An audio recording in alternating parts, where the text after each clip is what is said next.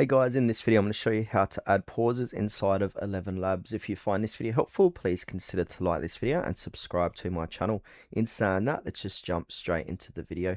Okay, so adding pauses helps your AI voice sound more natural, improves pacing, and gives listeners time to absorb important information.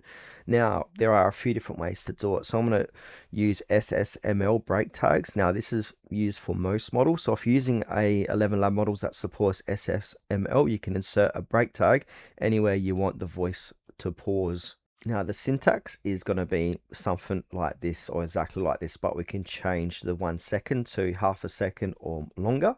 So 0.3, so 0.3 is a quick pause, 0.5 is a natural conversation pause. I'm actually going to write this in. So 1 second is emphasize the next sentence and 2 seconds is a dramatic pause. Now, what does this look like in a text? So say if I'm writing welcome to tutorials, I want a 0.7 second pause here. Today I'm going to show you how to add pauses in ElevenLabs with a break time of 1 second. Using pauses make your AI voice sound more natural. And then let's get started. So that's how to use it in a text prompt. Now from there, you want to go ahead and click on generate speech. Welcome to Tutorial Whiz. Today I'm going to show you how to add pauses in ElevenLabs.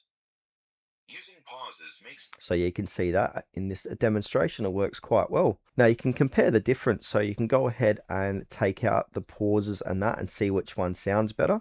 Now, if you're using ElevenLabs Volume 3, so I'm using Volume 2, I'm pretty certain we want to go ahead and change this. So I don't think it supports SSML. So you want to go ahead and say this is a prompt I've got. So you can go ahead and add prompts like this: short pause, pause, long pause, and that's how to use it in Volume 3.